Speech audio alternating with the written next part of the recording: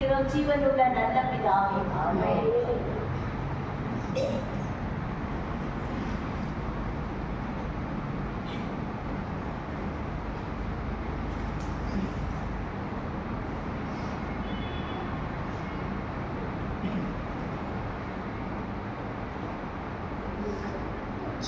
ஹல்லேலூயா.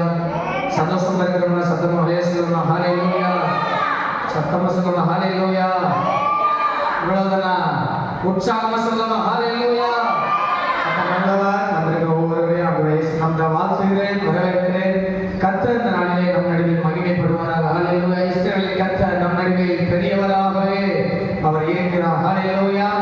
ஹல்லேலூயா. பக்கத்துல பசங்க சந்தோஷமா இருக்கிறீங்களா கேளுங்க. நான் சந்தோஷமா இருக்கிறேன். ஆமா, அவங்க என்ன சொல்றாங்க? இப்ப சந்தோஷமா இருக்கீங்களான்னு கேட்கிற கேள்வியே மாத்தியாச்சு. நான் சந்தோஷமா இருக்கிறேன். நீங்க எப்படி இருக்கீங்க? ஹல்லேலூயா. என்ன சொல்றது? எந்த சூழ்நிலை இருக்கமா மனரம்யமா இருக்குன்னு சொல்லுங்க. ஹல்லேலூயா. சரி, சொல்லுவோம். 1 பேதுருடைய நிருபம் 2ஆம் அதிகாரம் 9வது வசனத்தை வாசிக்கலாம். 1 பேதுரு 2ஆம் அதிகாரம் 9வது வசனம். நீங்களோ உங்களை அந்த காலத்தில் நின்று தம்முடைய ஆச்சரியமான ஒளியிடத்திற்கு வரவழைத்தவருடைய புண்ணியங்களை அறிவிக்கும்படிக்கு தெரிந்து கொள்ளப்பட்ட சந்ததியாயும் ராஜரீகமான ஆசாரிய கூட்டமாயும் பரிசுத்த ஜாதியாயும் அவருக்கு சொந்தமான ஜனமுமாய் இருக்கிறீர்கள். ஹல்லேலூயா. ஹல்லேலூயா. நம்மளை அந்த காலத்தில் இருந்து நம்மளை மீட்டெடுத்து எப்படி வச்சிருக்காரோ ஆச்சரியமான ஒளியிடத்தில் 1 பேதுரு 2ஆம் அதிகாரம் 9வது வசனம். அதுல 2 விஷயம் சொல்லப்பட்டிருக்கிறது. நாம் தெரிந்து கொள்ளப்பட்ட எப்படி சந்ததியா? தெரிந்து கொள்ளப்பட்ட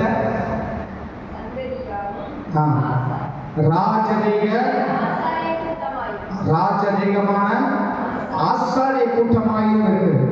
ஹல்லேலூயா. நாம் எப்படிப்பட்டவர்களாக இருக்கிறோம்? ராஜாக்களாகவும் ஆசாரியர்களாகவும் இருக்கிறோம். ஹல்லேலூயா. இங்கே வெளிப்படுத்தல் 1ஆம் அதிகாரத்துல 6ஆம் வசனம். 1 வெளிப்படுத்தல் 1ஆம் அதிகாரம் அதனுடைய 6ஆம் வசனத்தை பார்த்தீங்கன்னா பின்பகுதி மட்டும் தம்முடைய பிதாவாகிய தேவனுக்கு முன்பாக சொல்ல நம்ம ராஜாக்களும் ஆசாரியருமாக்கிய அவருக்கு போதும். அவர்தான் நம்மளை எப்படி வச்சிருக்கிறார்? ராஜாக்களாக வச்சிருக்கிறார், ஆசாரியர்களா வச்சிருக்கிறார். ஹல்லேலூயா. இன்னைக்கு ஒண்ணு மட்டும் பார்த்து தியானிக்க போறோம். யார் பார்த்தீங்கன்னா ஆசாரியர்கள். செய்தி தலைப்பு ஆசாரியர்கள். ஹல்லேலூயா. தேவன் ஒரு ரட்சிக்கப்பட்ட தேவ பிள்ளையோட நிலை என்ன அப்படிங்கிறத இன்னைக்கு அதுல ஒரு பகுதி மட்டும் பார்க்க போறோம். அந்த காலத்துல வாழ்ந்த வாழ்க்கை, இருளிலே வாழ்ந்த வாழ்க்கையை கர்த்தர் ஆச்சரியமான ஒளி நேரத்தில் நம்மை கொண்டு சேர்த்தார். அந்த ஆச்சரியமான ஒளி நேரத்தில் வந்த பின்பு நம்முடைய வாழ்க்கை எப்படி மாறினது என்றால் ராஜாக்களாக மாற்றப்பட்டது. அதை சொன்ன ராஜாக்களாக நாம் மாறி இருக்கிறோம். நீங்கள் எல்லாரும் ராஜாத்திகளாக மாறி இருக்கிறீர்கள். அதில் பக்கத்தில் கைப்பா சொல்லுங்க, நீங்கள் ராஜாத்திகள்.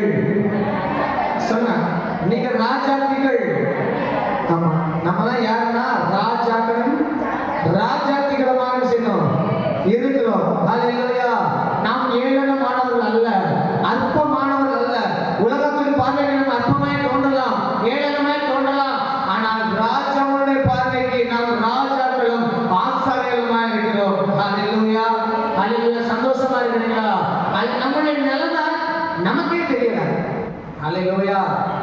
நீங்க பிரச்சனை ஆகுதுன்னா மற்றவங்களுக்கு தெரியலங்கிற பிரச்சனை இல்லை, நமக்கே தெரியும். ஏன்னா மற்றவங்க பேசுறது நமக்கு மேட்டரே கிடையாது. நம்மளுடைய நிலைமை தெரிஞ்சினாதான் நம்மளோட ஸ்டாண்டர்ட்ல நம்ம நிக்க முடியும். ஹல்லேலூயா. ஹல்லேலூயா.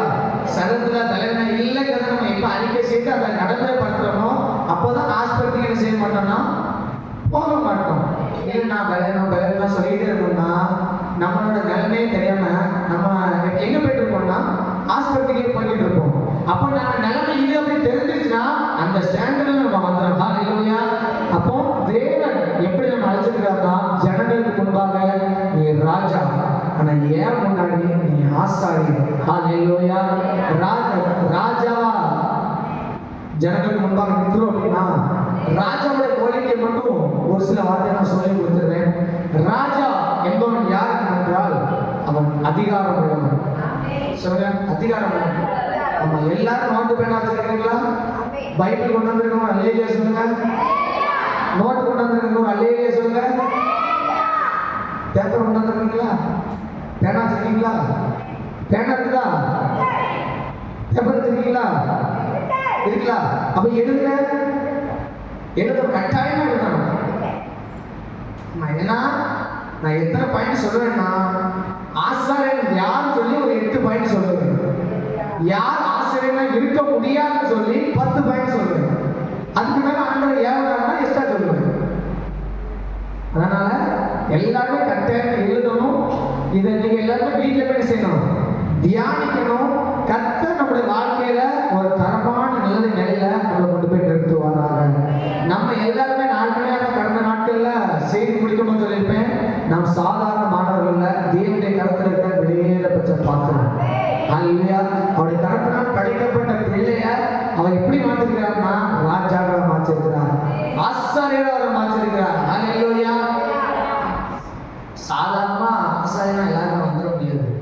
ஆனால் அப்படிப்பட்ட ஸ்தானத்தை நம்ம கொண்டு நிறுத்திருக்கார் என்றால் அதுக்கு ஏற்ற கிரயத்தை நம்ம செலுத்தியே ஆக வேண்டும். ராஜாவா எல்லாரையும் மாற முடியாது. தேசத்துல பார்த்துட்டு இருக்கோம்ல, சீட்டு கிடைக்காம புரிஞ்சிருக்குன்னு நினைக்கிறேன். அல்லேலூயா. அப்ப நீங்க நம்ம ராஜாக்கெல்லாம் மாத்திருக்காருன்னா நாம எவ்வளவு பெரிய பாக்கியவான்கள். சாதாரண மக்கள் நம்ம தேர்ந்தெடுக்கல, மக்களால் நாம் தேர்ந்தெடுக்கப்படல.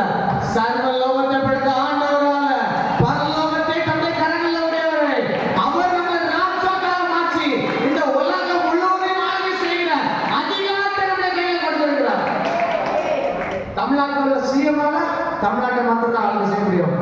ஆனா ஒரு கிராமத்துல இருக்கிற தேவர்களை எப்ப ஏசப்பா சொல்லி கூப்பிடுறாரோ முழு உலகத்தை ஆளுகை செய்த அதிகாரம் நம்ம கையில கொடுக்கப்பட்டிருக்கிறது.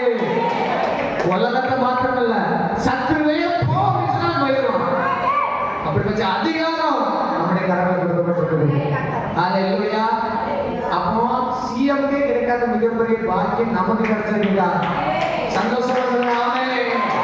அல்லேலூயா. பிரதமருக்கு கிடைக்காத பாக்கியம், உலகத்தினுடைய எந்த தலைவருக்கும் கிடைக்காத பாக்கியம், யாருக்கு மேல ஒரு அதிகாரம் அப்பா பிதாவின் கூப்பிடுங்க புத்திரன் சொல்லக்கூடிய நமக்கு கொடுத்திருக்கிறார்.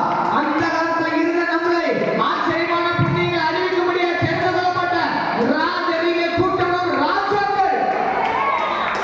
அல்லேலூயா. அல்லேலூயா சொல்லுங்க. நமக்கு அதிகாரம் கொடுக்கப்பட்டிருக்கிறது. நம்முடைய வார்த்தையில அதிகாரம் வெளிப்படுது. ராஜாவுடைய வார்த்தை வேற சொல்ற ராஜாவுடைய வார்த்தையில எது உண்டா?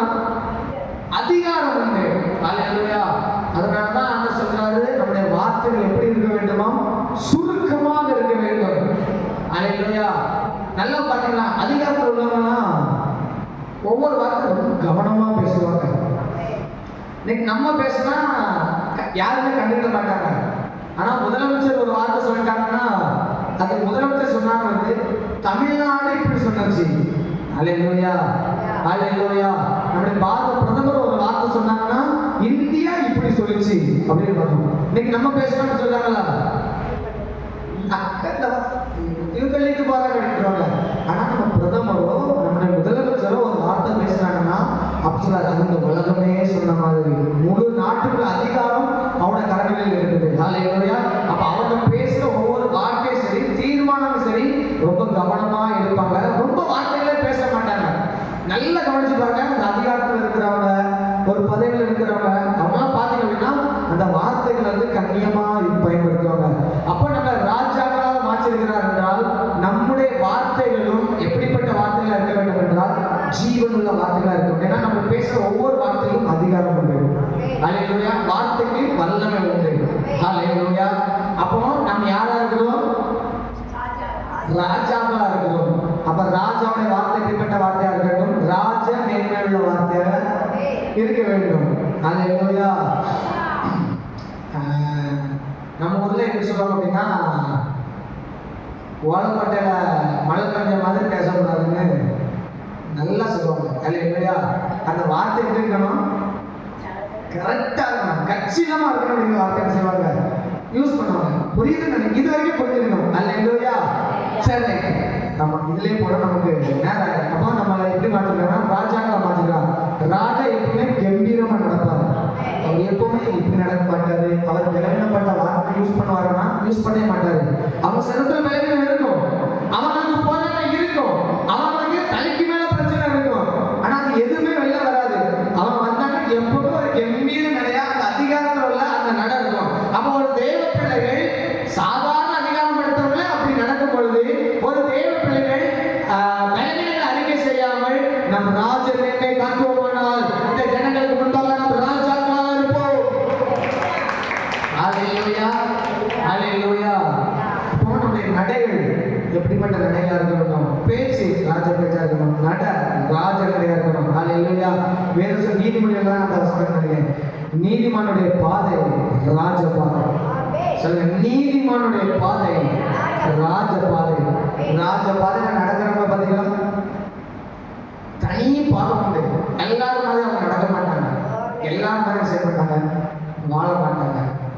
அப்போ பேச்சு கண்ணியமா இருக்கணும், நட சரியான நடையா இருக்கணும். ஹல்லேலூயா. மற்ற நடைமுகத்துல பல விதங்கள் எல்லாமே வரும். சரி, அது சரி. ஆசாரியன் என்பவன் யார்? தேவன் நம்மை ராஜாக்களாகவும் ஆசாரியர்களும் நம்மை மாற்றியிருக்கிறார். ராஜாக்களுக்கு கிடைக்காத ஒரு மேன்மை யாருக்கு உண்டு என்றால் ஆசாரியர்களுக்கு உண்டு. அதனால்தான் நேற்று இரவு தியானிக்கும் போதுல ஆசாரியர்கள் குறித்து பேச முடியல, ஏவப்பட்டதுனால திரும்ப தியானிச்சேன். ராஜா எது வரைக்கும் வர முடியும்னா பிரகாரம் வரைக்கும் மட்டும்தான், ஆலயத்தின் வாசப்படி மட்டும்தான் வர முடியும்.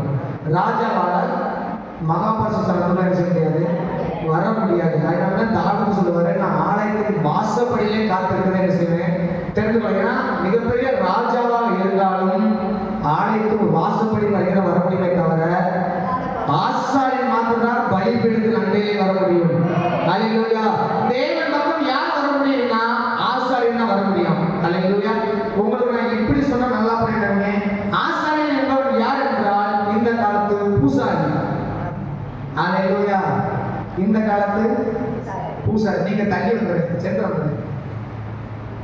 நீ வந்து எனக்கு பிரகாரத்துக்கு வெளியில நிற்கவே இருக்குது, கிட்ட வந்து சரி.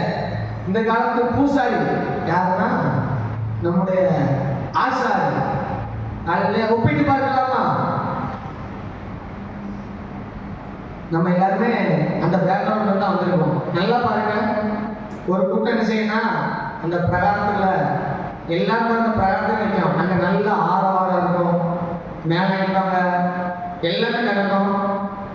ஜனங்கள் எல்லாரும் என்ன செய்வாங்க, வெயில நின்று உள்ள இருக்க தெய்வத்தை என்ன செஞ்சுவாங்க, பார்த்துருவாங்க. பூசாரி மாத்திரம் என்ன செய்வாருன்னா கருவறை அப்படின்னா மகாபரிசுத்த ஸ்தலத்துக்கு என்ன செய்வாரு, போவாரு, தெய்வங்களுக்கு செய்வது எல்லா காரியங்களும் செய்வாரு. ஜனங்கள் எல்லாரும் என்ன செய்யலாம், தெய்வத்துக்கு படைக்க வேண்டிய எல்லாம் படைக்கலாம், ஆனா தெய்வம் கிட்ட போக முடியாது. தெய்வத்துக்கு செலுத்த வேண்டிய எல்லாத்தையும் செலுத்தலாம், பன்னீர் கொடுக்கலாம், பால் கொடுக்கலாம், பன்னீர் தெளிக்கலாம். நம்மகிட்ட இருந்து எல்லாம் வாங்கிட்டு மத்தியஸ்தான் நிற்கிறதா யாருன்னா பூசாரி. தெய்வத்துக்கும் ஜனங்களுக்கும் நடுவில் நிற்கிற மத்தியஸ்தான் தான் யாருன்னா பூசாரி. இவர் போவாரு, தூக்கம் கட்டவர், எல்லா வேலையும் பண்ணுவாரு. நம்மகிட்ட இருந்து ஆனா தெய்வத்துக்கிட்ட மட்டும் என்ன செய்ய முடியாது, நெருங்க முடியாது. நெருங்கிற ஒரே ஆள் யாருன்னா பூசாரி மட்டும் தான் போவாரு. ஹல்லேலூயா. நம்மகிட்டே துணி வாங்கிடுவாரு. ஆமா, 50 ரூபா கொடுத்தாருன்னா அங்க இருந்து தூக்கத்தை மட்டும் காட்டுவாரு. 1000 ரூபா கொடுத்தாருன்னா கொஞ்சம் கிட்ட வரைக்கும் நம்ம போன அனுபவிப்பாரு. 2000 கொடுத்தாருன்னா நீங்க அங்க இருக்க தெய்வமே உங்களை தேடி வீடு செஞ்சிடும் வந்து தூக்கிட்டு வந்துடும். அவருடைய கிருபை பார்த்தோம்னா பூசாரி. அது இப்ப விளங்கின்னு நினைக்கிறேன். நம்ம காலத்து ஆசாரம்னா யாருங்க? ஹல்லேலூயா. ஏன்னா பழைய ஏற்பாடு காலத்துல தேவன் அப்படிதான் வழி வச்சார். எல்லாருமே தேவன் பக்கம் வர முடியாது. 12 கோத்திரம் இருந்துச்சு. அதுல ஆசிரியர் கோத்திரம் யாரு தேர்ந்தெடுத்தா? லேவி கோத்திரம் தேர்ந்தெடுக்கப்பட்டது. லேவி கோத்திரம்னா என்ன செய்ய அப்படின்னா தேவனுக்குள்ள எல்லா பலி செலுத்துறது, எல்லாமே ஜனங்களுக்காக பாவ நிவர்த்தி பண்ற எல்லாமே யார் பண்றாங்கன்னா லேவி கோத்திரமாகிய ஆசாரியர்கள் தான் செய்வாங்க, பண்ணுவாங்க. பலி கொண்டு வருவாங்க, ஆடை கொண்டு வராங்க, மாடு கொண்டு வருவாங்க. ஆனா தேவன் பக்கம் யாரும் கிட்டி சேர முடியாது. அப்படி இருந்த இதை அவர் கல்வாரி சிலுவையில் இரு திறத்தடாய் இருந்ததை கல்வாரி சிலுவையிலே தன்னுடைய வெளியேறப்பட்ட ரத்தத்தை சிந்தி நம்மளை அதுக்கு நடுவாயில திரைச்சிலே கிழித்து கிருபாசனத்தை கிட்டி சேர்கிற ஒரு நல்ல சாகத்தை கொடுத்தார். ஆனால் அந்த நாட்டில் வாழ்த்துப்பட்டது நம்ம வாழ்க்கையை.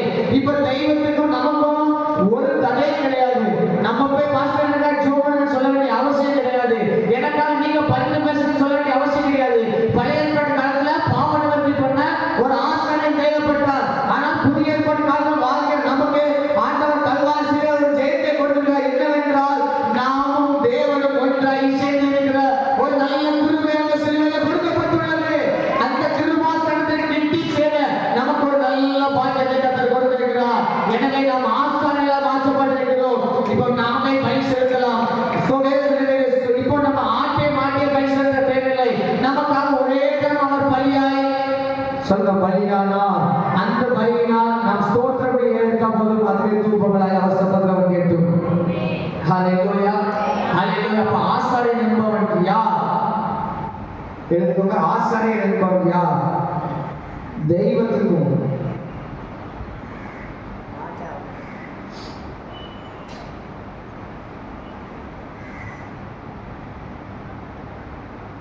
ஜனங்களின் பிரதிநிதியாக தேவனிடத்தில் இருப்பவன் தான் ஆசாரியன். நீங்க இப்படி எழுதிக்கோங்க. ஜனங்களின் பிரதிநிதியாக, ஜனங்களுக்காக தேவனிடத்தில் இருப்பவன் தான் யாருன்னா ஆசாரியன். அப்போ தீர்க்கதரிசி யாருன்னா தேவனின் பிரதிநிதியாக நிற்பவன். ஹல்லேலூயா.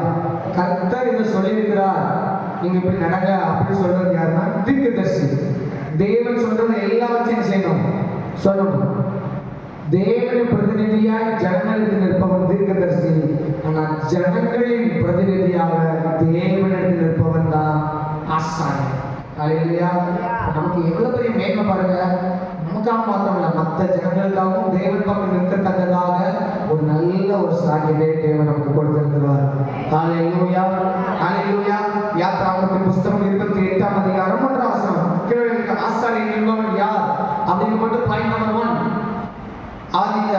யாத்ராகம புஸ்தகம் 28ஆம் அதிகாரம் 1ஆம் வசனம். உன் சகோதரனாகிய ஆரோன் எனக்கு ஆசாரிய ஊழியம் செய்யும்படி நீ ஆரோனையும் அவனுடைய கூட அவன் குமாரனையும் சொல்லுங்க என்ன செய்யுமா சேர்க்கணும். எந்த ஊழியம் செய்யும்படியாக? ஆசாரிய ஊழியம் செய்யும்படியாக நீ என்ன செய்யணும்? பிரித்தெடுக்க வேண்டும். லேவி கோத்திரம் மாத்திரம் பிரித்தெடுக்கப்பட்டது. அதிலும் ஆரோனுடைய குடும்பம் ஆசாரிய ஊழியம் செய்யும்படியாக பிரித்தெடுக்கப்பட்டது. நாம் பிரித்தெடுக்கப்பட்டவர்கள். ஹல்லேலூயா. அப்ப ஆசாரியன் என்பவன் யார் என்றால் பிரித்தெடுக்கப்பட்டவன். ஹல்லேலூயா. எதிலிருந்து நாம் பிரித்தெடுக்கப்பட்டிருக்கிறோம்? அப்போஸ்தலர் 2ஆம் அதிகாரம் 40ஆம் வசனம். கொஞ்சம் வேகமா போகலாமா? 2:40. இன்னும் அநேக வார்த்தைகளாலும் சாட்சி கூறி மாறுபாடுள்ள இந்த சந்ததியை விட்டு விலகி உங்களை ரட்சித்துக் கொள்ளுங்கள். ஏற்கனவே ரட்சிக்கப்பட்ட தேவ பிள்ளை திரும்பவும் ஒரு வார்த்தை சொல்லப்பட்டிருக்கிறது. நீங்க 38ஆம் அதிகாரத்துல சொன்ன மனிதனையும் ஒவ்வொருவரும் பாவம் மன்னிப்பு ஞானஸ்தானம் பெற்று பரிசுத்தாவியை பெற்று பெருமைகள். அதுக்கப்புறம் சொல்லப்பட்டிருக்கிறது ஒரு ரட்சிக்கப்பட்ட பிள்ளை என்ன செய்ய வேண்டுமா? பிரித்தெடுக்கப்பட்ட வாழ்க்கையை வாழ வேண்டுமாம். ஹல்லேலூயா. நாம் இந்த சந்ததியை விட்டு பிரித்தெடுக்கப்பட வேண்டும். ஹல்லேலூயா, ஹல்லேலூயா. நம்ம அன்னைக்கு ஆசாரியன் பிரித்தெடுக்கப்பட்ட வாழ்க்கை வாழ வேண்டியவர். நம்முடைய வாழ்க்கை எப்படிப்பட்ட வாழ்க்கையா இருக்கிறது? மாறுபாடுகள் சந்ததியை விட்டு விலக வேண்டும். ஹல்லேலூயா.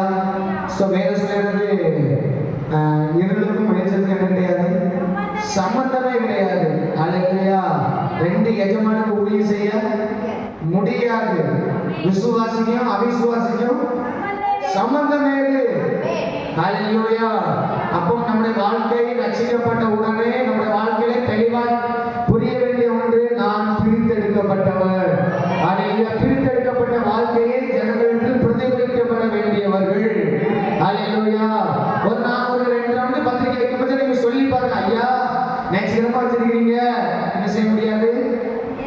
முடியாது, நாங்க ஆலயத்தை முடிச்சுட்டு வந்துக்கிட்டோம் அப்படின்னு நீங்க சொல்லி பார்த்தீங்கன்னா 3ஆம் ரவுண்டு பத்திரிக்கை வைக்கும் போது அவங்க சொல்லுவாங்க, நீங்க வர மாட்டீங்க, அதனால நீங்க ஜோம் பண்ணிக்கோங்க, உங்களால் முடிஞ்ச இடம் கொஞ்சம் செஞ்சுக்கோங்க, வந்துருங்க அப்படின்னு சொல்லுவாங்க. என்னுடைய வாழ்க்கையில நடந்த ஒரு நல்ல சாட்சி என்ன அப்படின்னா, எங்கள் அத்தம்மாவுக்கு கல்யாணம். எங்கள் அப்பா தான் தாய் மாமா. அப்போ நாங்கள் தான் எல்லாருமே செய்யணும் அப்படின்னு. அப்போ எல்லாருடைய கடமை யார் மேலே வந்து விழுந்துச்சுன்னா ஏன் மேலே வந்து விழுந்துட்டு. அப்போ எல்லாருமே அப்போ என்ன பண்ணேன்னா, நான் ஒரே வார்த்தை சொன்னேன், நான் இல்லைட்டாலும் கொண்டு செய்வாங்க, மாப்பிள்ளை தாலி கட்ட தான் போகிறாரு, அதனால நீங்கள் தாலி கட்டணும். நான் நேரம் கொண்டு சொன்னேன், ஏம்மா நான் இல்லைனாலும் தாலி கட்ட போறீங்க, அதனால என்ன செய்யுங்க, நீங்கள் உங்கள் வேலை நடக்கட்டும், எல்லாம் ஆயத்தம் பண்ணீங்கன்னு செய்யறேன், நான் பண்ணி வச்சுருவேன். கரெக்டாக கல்யாணம் முடிஞ்சதுக்கப்புறம் எங்களுக்கு கரெக்டாக 1:30 சாப்பிட செஞ்சுருவேன்னா கரெக்டாக வந்துடுவேன். அது இல்லையா அப்படின்னு சொன்னேன். அதே மாதிரி சனிக்கிழமை ராத்திரி இருக்கிறது எல்லா வேலையும் பண்ணிட்டு கார் சேனல் இருந்து எல்லாமே அவங்க கையில் ஹேண்டில் பண்ணேன். அவங்க சொன்னாங்க, எங்கள் மாமத்தை நான் பண்ணுவாங்க, நீங்கள் என்ன செய்யணும்னா ஒன்றும் பிரச்சனை, சபைக்கு போங்க, நல்லா ஆராதிங்க, சாவையெல்லாம் உங்கள் பொருளாக இருக்கட்டும், நீங்கள் வந்ததுக்கப்புறம் தான் என்ன செய்வோம், நாங்கள் கிளம்பணும், அதனால் நீங்கள் சந்தோஷமாக செய்யுங்க, போயிட்டு வாங்க அப்படின்னு சொல்லி அனுப்பி வச்சாங்க. இதே இது அவங்களுக்கு அதே மாதிரி நிச்சயதார்த்த அந்த அலங்காரம் பண்ணும் போச்சும் அதே சம்பவம் நடந்துச்சு. எல்லாருமே இருந்தாங்க, என்ன வளப்படுத்தாங்க, நாங்கள் தான் நின்றேன். அவன் என்ன செய்யல, அலங்காரம் செய்யல, பண்ணல, அவனை கூப்பிடுங்க அப்படின்னாங்க. என்ன சொன்னாங்க, அவன் சர்ச்சைக்கு போறதில்ல, ஆண்டவர் ஆராதனை பண்ணுறதில்ல, அவன் நம்ம வீட்டுக்கு வந்தாலே ஆசீர்வாதம், அவன் நம்ம வீட்டில் வந்து இருக்கட்டும், அவனை எதுல என்ன செய்ய வேண்டாம், கட்டாய படுத்த வேண்டாம், என் பிள்ளை வந்தா மாத்திரம் போதும் அப்படின்னாங்க. அல்லேலூயா, அல்லேலூயா. நம்ம பிரித்தெடுக்கப்பட்ட வாழ்க்கையை நம்ம காட்டணும். நான் இதை பெருமைக்காக சொல்லலாம், என்னுடைய வாழ்க்கையில் நடந்த ஒரு சில சம்பவங்கள். அல்ல அவங்க ஒரே வார்த்தை சொன்னாங்க, என் பிள்ளை என் வீட்டுக்கு வந்தா போதும், வந்து நின்று அது மாத்திரம் போதும். அல்லேலூயா. காரணம் கர்த்தர் நம்மளை ஜனங்களை விட்டு பிரித்தெடுத்திருக்காங்க. நமக்கும் ஆண்டவரை அறியாத ஜனங்களுக்கும் வித்தியாசம் உண்டு. நாம் அவர்களோடு எல்லா காரியத்திலும் வித்தியாசத்தை காட்ட வேண்டும். அல்லேலூயா. நம்பர் 2, லேவியராகமம் 8ஆம் அதிகாரம் 12ஆம் வசனம். 8:12 லேவியராகமம் 8:12. லேவியராகமத்துல நீங்க வச்சுக்கோங்க, லேவியராகமம்னா நீங்க ஃபுல்லா இருக்கும். அபிஷேக தைலத்திலே வார்த்தை அபிஷேகம் பண்ணினா. நம்பர் 2, ஆசாரியன் என்பவன் யார் என்றால் அபிஷேகம் பண்ணப்பட்டவன். அல்லேலூயா.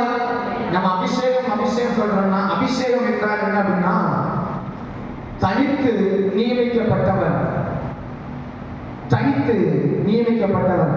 ஆசாரியன் என்பவன் யார்? பிரித்தெடுக்கப்பட்டவன். நம்பர் 2, ஆசாரியன் என்பவன் யார்? அவன் அபிஷேகம் பண்ணப்பட்டவன். மற்ற யாருக்கும் அந்த அபிஷேகம் கிடையாது. ஆனா கர்த்தர் நமக்கு அபிஷேகம் பண்ணி இருக்கிறார். தனித்து நம்மளை நியமித்து காட்டியிருக்கிறார். அல்லேலூயா. அன்னைக்கு டெம்பிள் வரும்போதுல கூட ஒரு வார்த்தை பேசிட்டு வந்தோம். இன்னும் ஆளுநர் என்ன செய்யல, பதவி பிரமாணம் பண்ணி வைக்கல. அப்படின்னா தனித்து அவரை காட்டல.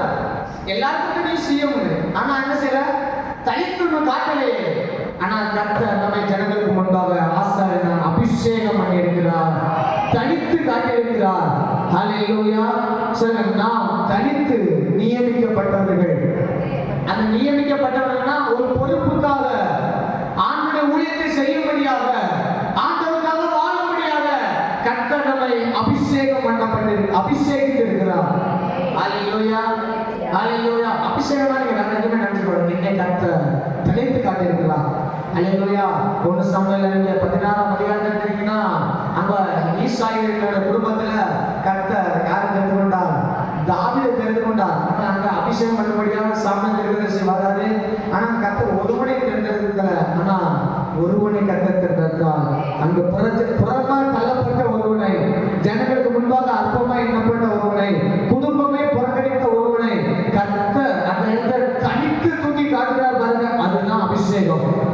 நீங்க எந்த இடத்துல வெட்கப்பட்டு நின்னீங்களோ, எந்த இடத்துல தலைவர்கள் நின்னீங்களோ, எந்த இடத்துல பேச நம்ம திகழ்ச்சி பெறுவீங்களோ அந்த இடத்துல கர்த்தர் தனித்து காட்டுவார், தனித்து காட்டுவார். விசுவாசிகள் கையை தட்டி என்னை கர்த்தர் தனித்து காட்டியிருக்கிறார், என்னை பிரித்தெடுத்து மாத்திரமல்ல நான் தனித்து நியமிக்கப்பட்டவர், எந்த இடத்துல தகுதி இல்லைன்னு சொல்லி தருணாங்களோ அந்த இடத்துல கர்த்தர் தகுதி படுத்தி நினைத்து நல்ல தேவனவர், நான் அபிஷேகம் பண்ணப்பட்டவர். ஹல்லேலூயா. நம்பர் 3 லேவியராகமம் 8ஆம் அதிகாரம் 6 இருந்து 9. லேவியராகமம் 8ஆம் அதிகாரம் 6 இருந்து 9. வேகமாக வாசிக்கலாமா? அவனுக்கு மார்பதகத்தை அணிந்து மார்பகத்திலே ஊரிம் தும்மிம் என்றவளை வைத்து மார்பகத்திலே ஊரிம் தும்மிம் என்றவளை வைத்து வைத்து அவன் தலையிலே பாகை தரித்து பாகை மேல் அவன் நெற்றிலே பரிசுத்த கிரீடம் என்னும் ஒரு பட்டத்தை கட்டினான். பின்பு மோசே அபிஷேக தைலத்தை எடுத்து வாசஸ்தலத்தையும் அதனுடைய யாவற்றை அபிஷேகம் பண்ணி பரிசுத்தப்படுத்தி அதில் கொஞ்சம் எடுத்து பரிசுத்தத்தின் லேவியராகமம் 8ஆம் அதிகாரம்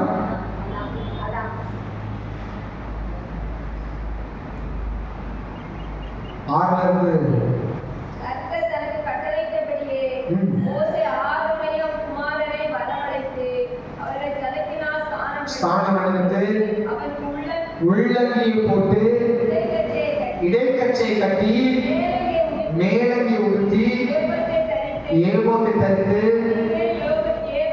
விசித்திரமான கச்சையை கட்டி அவனுக்கு மார்பகத்தை அணிந்து மார்பகத்திலே உரிம் தும்மி என்பவர்களை வைத்து அவன் தலையிலே பாகையை தரித்து பாகையின் மேல் அவன் நெற்றியிலே பரிசுத்த கிரீடம் என்னும் ஒரு பட்டத்தை கட்டி அவன் நெற்றியிலே பரிசுத்த கிரீடம் என்னும் ஒரு பட்டயத்தை கட்டினான். ஆசாரியன் என்பவன் யார்? அடையாளத்தை சுமப்பவன். ஹல்லேலூயா. அது வரைக்கும் ஆரோனுடைய குடும்பம் மற்றவர்களை போல உடை உடுத்திருந்தது, மற்றவர்களை போல ஒரு வாழ்க்கை வாழ்ந்தது. ஆனால் எப்போ ஆரோனுடைய குடும்பம் பிரித்தெடுக்கப்பட்டு அபிஷேகம் பண்ணப்பட்டானோ அதன் பின்பு கர்த்தர் அவனுடைய உடையிலிருந்து எல்லாவற்றையும் மாற்றுகிறார். அங்க பாருங்க, உள்ளங்கியில் இருந்து நெற்றி வரைக்கும் எல்லாவற்றையும் கர்த்தர் மாற்றுகிறார். ஹல்லேலூயா, ஹல்லேலூயா. நாம் அடையாளத்தை சுமக்கிறவர்கள். ஹல்லேலூயா. அப்ப ரட்சிக்கப்பட்ட உடனே கர்த்தர் எதை மாற்றுறாருன்னா ஆடையை மாற்றுகிறார். ஹல்லேலூயா. அதான் சொல்லுவாங்களா, பெந்தேகோஸ்தேல வந்தாலே ரொம்ப உலகத்தான் சொல்லுவாங்களா, உங்க பெந்தேகோஸ்தே வந்தாலே நீங்க என்ன செய்வீங்க, ஒயிட் நைட்ல பண்ணுவீங்க அப்படிலாம் சொல்லுவீங்க. அப்படின்னா அவங்களுக்கு என்ன தெரியுதுன்னா, ரசிக்கப்பட்டு சபைக்கு போயிட்டாலே அடையாளமே மாறுது. ஹல்லேலூயா. மற்றவர்களை போல நம்மளால் ஆடை அணிய முடியாது, மற்றவர்களை போல நம்ம அணிகளை அடைய முடியாது, மற்றவர்களை போல நம்ம பேச முடியாது, மற்றவர்களை நாம் வாழ முடியாது. நம்முடைய வாழ்க்கையிலே கிறிஸ்துவின் அடிச்சுவடுகளை நாம் சுமக்கிறவர்களாய் நாம் வாழ வேண்டும். ஹல்லேலூயா. அதான் அப்போஸ்தலனாகிய பவுல் சொல்கிறார், நான் கிறிஸ்துவின் அடிச்சுவடுகளை பின்பற்றுகிறேன். ஹல்லேலூயா.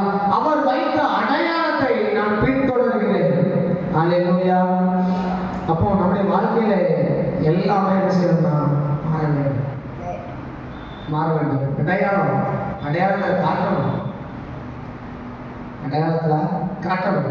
மற்றவங்களை மாதிரி நாம் விஷயத்துல ஆடை விஷயத்துல ரொம்ப கவனமா இருக்கணும். நம்மளுடைய ஆடை எதாவது சரினா மற்றவங்களுக்கு இடர்கள் இல்லாமல் நாம் இருக்க வேண்டும். ஹல்லேலூயா. அவர்கள் உடுத்திருக்கிற மாதிரி நாம் உடுத்த வேண்டும் என்று நமக்கு அப்படி நினைக்கக்கூடாது.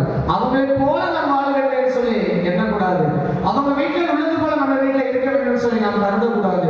காரணம் நம்முடைய இருக்கிற எண்ணமெல்லாம் பரலவோ சிந்தையுடையதெல்லாம் இருக்க வேண்டும். என் தேவன் எப்படிப்பட்டவரோ அவருடைய அடிச்சுவடுகளை நாம் உடையவனாய் நாம் வாழ வேண்டும். அப்படிப்பட்ட அடையாளத்தை நாம் சுமக்க வேண்டும். ஹல்லேலூயா. அப்ப சொல்லுங்க, ஆசாரியன் என்பவன் யார்? பிரித்தெடுக்கப்பட்டவன். ஆசாரியன் என்பவன் யார்? அபிஷேகம் பண்ணப்பட்டவன். ஆசாரியன் என்பவன் யார்? அடையாளத்தை சுமப்பவன். ஹல்லேலூயா. லேவியராகமம் 10ஆம் அதிகாரம் 9-10. லேவியராகமம் 10ஆம் அதிகாரம் 9-10.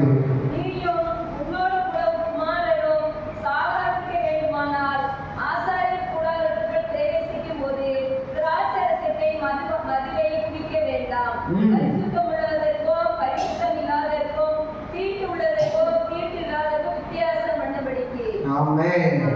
ஹalleluya.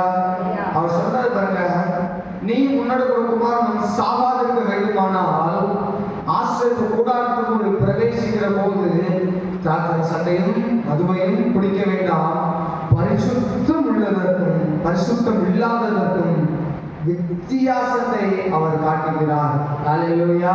அப்போ நான்காவது ஆசாரியனுடைய வேலை என்னவென்றால் பரிசுத்தத்தை காக்க வேண்டும். ஹalleluya. நாம் எதற்காக அழைக்கப்பட்டிருக்கிறோம்? பரிசுத்த சந்ததியாக அழைக்கப்பட்டிருக்கிறோம். வாஸ்தவங்களா? நாம் பரிசுத்த சந்ததியாயும் ராஜரீக கூட்டாரமாய் நாம் அழைக்கப்பட்டிருக்கிறோம். அப்போ ஒரு ஆசாரியர் எப்படிப்பட்டவனாக இருக்க வேண்டும் என்றால் தன்னுடைய வாழ்க்கையிலே பரிசுத்தத்தை காக்கிறவனாக இருக்க வேண்டும். ஹalleluya.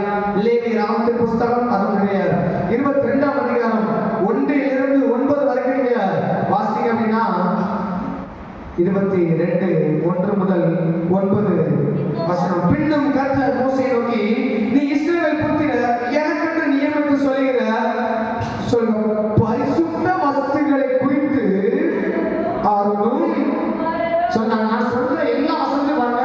அந்த ஆரோன் என்பவன் யார்? அவன் ஆசாரியர். சொல்லப்படுங்க, இஸ்ரவேல் புத்திரரை எனக்கென்று நியமித்து சொல்லுகிற பரிசுத்த வஸ்துக்களை.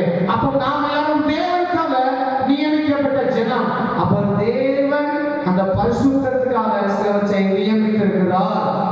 என் பரிசுத்த நாமத்தை பரிசுத்த குளிச்சல் ஆகாதபடிக்கு நாம் எச்சரிக்கையாய் இருக்க வேண்டும் என்று அவர்களுடைய சொல். 9ஆம் வசனத்தில் கடைசி பாருங்க, நான் அவர்களை பரிசுத்தமாக்குகிற கர்த்தர். 8ஆம் வசனம் முடியும் போது பாருங்க, நான் கர்த்தர் ஆகையால் பரிசுத்தமானதை அவர்கள் பரிசுத்த குலைச்சல் ஆக்குறதினாலே பாவம் சுமந்து அக்கிரமத்தின் நிமித்தம் சாகாதபடிக்கு என் கட்டளைகளை காக்க கடவர்கள். அதாவது பரிசுத்தத்தை அவர்கள் காக்க கடவர்கள். நான் அவர்களை பரிசுத்தமாக்குகிற கர்த்தர். வேதம் சொல்கிறது, நாம் பரிசுத்தத்தை காத்து நடக்க வேண்டுமா? ரட்சிக்கப்பட்ட ஒரு தேவ பிள்ளை பரிசுத்தமான ஜீவியம் பண்ண வேண்டும். வேதம் சொல்கிறது, நான் பரிசுத்தர் ஆகையால் நீங்கள் பரிசுத்தராயிருங்கள். வெளிப்படுத்தல் 22ஆம் அதிகாரம் பின்னர் சொல்லப்பட்டிருக்கிறது, பரிசுத்தம் உள்ளவன் இன்னும் பரிசுத்தமாகட்டும். ஹalleluya. அப்போ ஒரு ஆசாரியனுடைய கடமை எப்பொழுதும் பரிசுத்த குலைச்சல் இல்லாதபடி பரிசுத்தமாய் வாழ வேண்டும். யோபு அந்த விஷயத்துல ரொம்ப கரெக்டா இருப்பாரு. அந்த நாட்கள்ல பரிசுத்தல் கிடையாது. யோபு வாழ்ந்தது மனசாட்சியின் காலத்துல வாழ்ந்தார். அப்போ நியாயப்பிரமாணம் கிடையாது. ஹalleluya. எதுவுமே சட்டங்களே இல்லாத நாட்கள் இல்ல. பிள்ளைகள் எல்லாம் கூடி வந்திருக்கும் பொழுது என் பிள்ளைகள் ஒருவேளை தேவனுக்கு வருமாய் பேசியிருப்பார்களோ, இருதயத்தில் என்ன சொல்லிருப்பாங்க, தூஷித்திருப்பான்னு சொல்லி அவங்க என்ன செய்வானா பரிசுத்தப்படுத்துவாங்க. பரிசுத்த வழிகளை அவர் செலுத்துவான். அப்போ நம்முடைய வாழ்க்கையில அனுதினமும் பரிசுத்தத்துல நடக்க வேண்டியது, அந்த பரிசுத்தத்தை காத்து நடக்க வேண்டியது ஆசாரியர்கள் நம்முடைய கடமையா இருக்கிறது. நம்முடைய நிமித்தம் ஒரு பேச்சு வேதம் சொல்லி சொற்களின் நிறுத்தினால் பாவம் விடாமல் போகாது. ஹalleluya. அவர் வானத்தில் இருக்கிறார், நாம் பூமியில் இருக்கிற நிலவை. நம்முடைய வார்த்தைகள் சுருக்கமாக இருக்க வேண்டும் என்று வேதம் சொல்கிறது. நம்முடைய பேச்சிலே பரிசுத்தம் காணப்பட வேண்டும். நீங்கள் உங்கள் நடக்கைகள் எல்லாவற்றிலும் எப்படி நடக்க வேண்டுமாய் பரிசுத்தமாக நடக்க வேண்டும். தங்களின் பார்வையிலே பரிசுத்தமாக நடக்க வேண்டும். நம்முடைய வாழ்க்கையிலே பரிசுத்தத்தை வெளிப்படுத்த வேண்டும். பிள்ளைகளோட வாழ்க்கையிலே பரிசுத்தத்தை வெளிப்படுத்த வேண்டும். ஏனென்றால் நாம் அழைக்கப்பட்டது பரிசுத்த சந்ததியாக அழைக்கப்பட்டிருக்கிறோம். அப்ப ஒரு ஆசாரியன் எப்படிப்பட்டவர்? பரிசுத்தத்தை காத்து நடக்க வேண்டும். ஹalleluya. 5வது லேவியராகமம் 9ஆம் அதிகாரம் 1ஆம் வசனத்தை நீங்க வாசிங்க. 8ஆம் நாளிலே மோசே ஆரோனையும் அவர் குமாரரையும் இஸ்ரவேல் மூப்பரையும் அழைத்து ஆரோனுக்கு பாவ நிவாரண பலியாக பழுதற்ற ஒரு கன்றுக்குட்டியையும் சர்வாங்க தகன பலியாக பழுதற்ற ஒரு ஆட்டுக்கடாவையும் தெரிந்து கொண்டு கர்த்தருடைய சன்னதியில் பலியிட கடவார். 23வது வசனத்தை வாசிங்க. 23.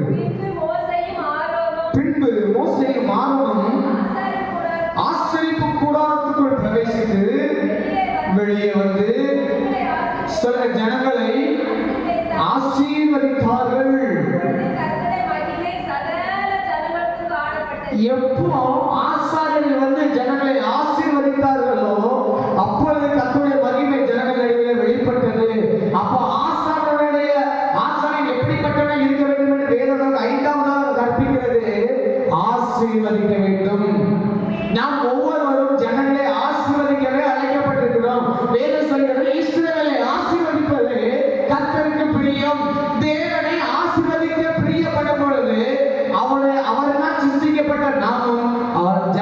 சபிக்க அல்ல ஆசீர்வதிக்க அழைக்கப்பட்டிருக்கிறோம்.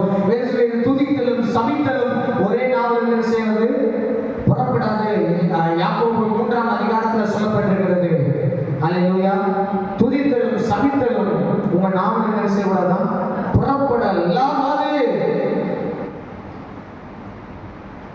நாம் யாரையும் சாபமே போடக்கூடாது. அந்த சீஷர்களை ஊழியர்களுக்கு அனுப்பும்போது 2 பேராக அனுப்புறாங்க. அனுப்பும்போது ஆண்டவர் சொல்றாரு, நீங்கள் ஒரு வீட்டுக்கு பிரவேசிக்கும் பொழுது உங்களுக்கு சமாதானம் என்று அவங்க என்ன செய்யுங்க? வாழ்த்துங்கள். அது அந்த வீட்டுக்கு பாத்திரமா இருந்தால் நீங்க சொல்லும் ஆசீர்வாதம் அந்த குடும்பங்கள் மேல் வந்து என்ன செய்யும்? பலிக்கும். அந்த ஆசீர்வாதம் அவங்க பாத்திரமான இல்லை என்றால் அந்த ஆசீர்வாதம் உங்களுக்காக வந்து சேரும். அல்லேலூயா. அப்போ நாம் யாரை பார்த்தாலும் வாழ்த்த வேண்டும், அவரை நாம் ஆசீர்வதிக்க வேண்டும். அல்லேலூயா. Praise the Lord. ஸ்தோத்திரம். அப்படி சொல்றது அவங்களை கனம் பண்றதுக்கு அடையாளமா இருக்கிறது. அல்லேலூயா. அப்ப நாம் ஒருவரை சந்திக்கும் பொழுது, விசுவாச பிள்ளைகள் ஒருவரை பார்க்கும் பொழுது, விசுவாச குடும்பங்களை சந்திக்கும் பொழுது, விசுவாசியா உட்கார்ந்து பேசும் பொழுது எப்பொழுதுமே நாம் ஒருவரை ஆசீர்வதிக்கவே நாம் அழைக்கப்பட்டிருக்கிறோம். நீங்க நிறைய பேர் மற்றவங்க ஆசீர்வதித்து பாருங்க. கர்த்தருடைய மகிமை உங்களை மூடும், உங்கள் குடும்பங்களை மூடும். உங்கள் பிள்ளைகளை நீங்க சாபப்படாதீங்க, உங்கள் உடன்பிறந்தவர்கள் சாபப்படாதீங்க. அல்லேலூயா. யாருமே சபிப்பதற்காக நாம் அழைக்கப்படவில்லை, இஸ்ரவேலை ஆசீர்வதிப்பதாக என் தேவனுக்கு பிரியமானதாக இருக்கிறது. அப்ப ஆரோனுடைய ஒரு ஆரோன் எப்படிப்பட்டவனாக இருக்க வேண்டும் என்றால் நாம் ஆசீர்வதிக்கிறவனாக இருக்க வேண்டும். அல்லேலூயா.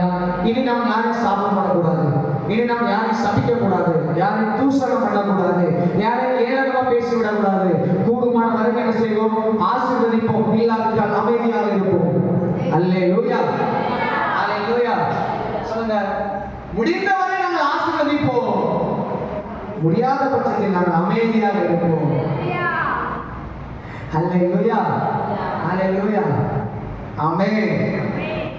இன்னாகமம் 6ஆம் அதிகாரம் 23 இருந்து 27 வரைக்கும் நீங்க வாசிக்க நான் சொல்லுவாரு என்ன செய்யணும்னா ஜனங்களை ஆசீர்வதிக்கணும். என்னாகமம் 6ஆம் அதிகாரம் சொல்லுங்க. நீ ஆரம்பம் அவன் குமாரன் சொல்ல வேண்டியது என்னவென்றால், நீங்க இஸ்ரவேல் புத்திரரை எப்படி ஆசீர்வதிக்கணுமா? அவங்களை பார்த்து என்ன சொல்லணுமா? கர்த்தர் உன்னை ஆசீர்வதித்து உன்னை காக்க கடவர். கர்த்தர் தம்முடைய முகத்தை உன்னை பிரகாசிக்க பண்ணி உன்னை பிரசன்னமாக்கி சமாதானத்தை கட்டளையிடுவார் என்பது பக்கத்தில் இவ்விதமாய்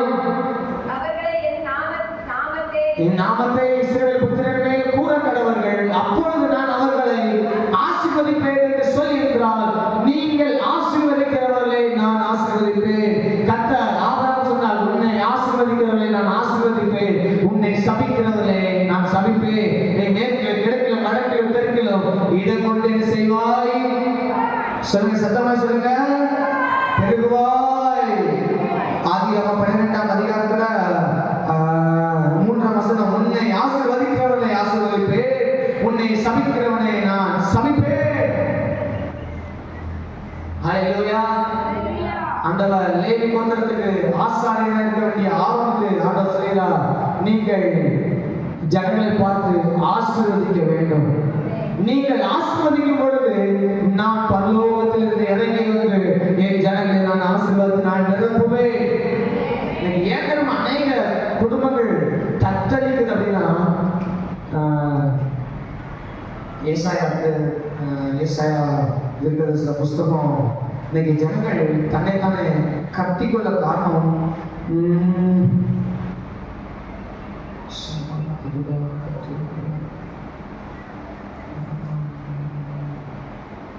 திடீர்னு அந்த வசனம் ஞாபகம் தான் அதை நான் நிலப்போட்ட ஆசைப்படுகிறேன்.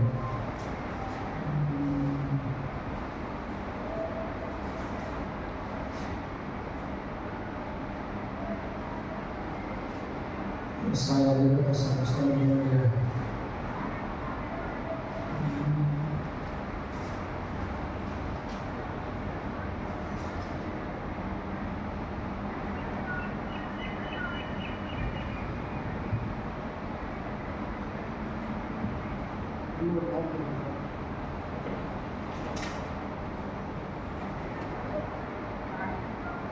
28:11 பரியாச உணர்வினால் அந்நிய பாஷைக்காரர்கள் ஜனங்கள் இந்த ஜனத்தோட பேசுவார்கள். ஜனம் மிகப்பெரிய கட்டப்பட்ட சூழ்நிலையில் இருக்குது. அப்போ ஆண்டு சொல்றாரு, இந்த கட்டப்பட காரணம் என்ன அப்படின்னா அவங்க வாயில வருகிற பரியாச உதடுகள். ஏசாயா 28:11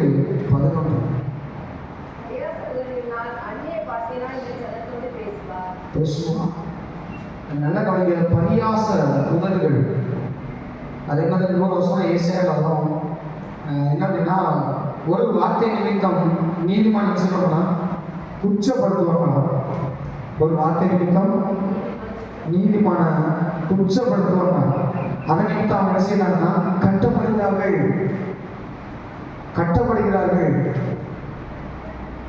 காலையில் எழுதுங்க.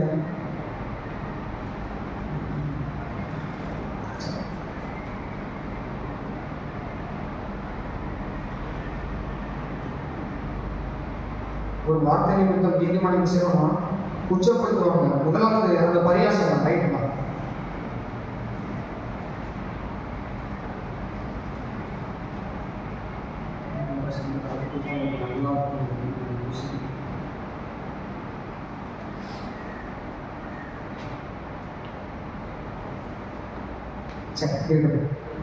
அப்போ ஜனங்களை கட்டப்படுறதுக்கான காரணம் என்னன்னா ஒண்ணு பரியாசம் வருது. ஹல்லேலூயா. நீங்க ஏசாயா வாசித்து பாருங்க, அதுல அந்த வசனம் வரும். ஒரு வார்த்தை நிமித்தம்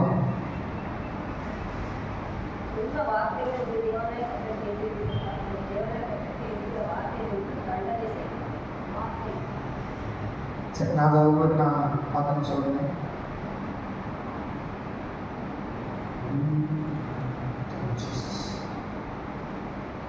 சரி, அப்போ ஜனங்களுடைய பரியாச உதவினால ஜனங்கள் செய்தாங்க, கட்டப்படுறாங்க.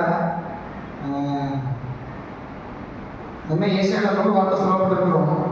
ஒரு வார்த்தை நிமித்தம் சொல்றேன், சின்னதாக கீழே அந்த வார்த்தை ஒரு வார்த்தை நிமித்தம் நீதிமான விஷயம் குற்றப்படுத்துவார்கள் அப்படின்னு சொல்லி வலது பக்கமா கீழே வர சொல்றேன்.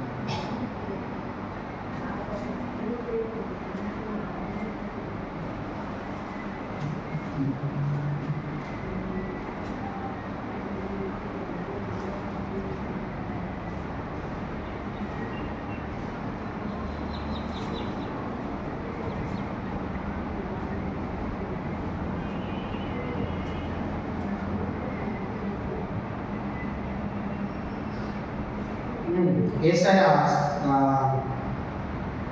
29:21 ஒரு வார்த்தை மனுஷரை குற்றப்படுத்தி நியாய வாசலில் தங்களை கடிந்து கொள்கிறவர்களுக்கு கண்ணி வைத்து நீதிமானே நீ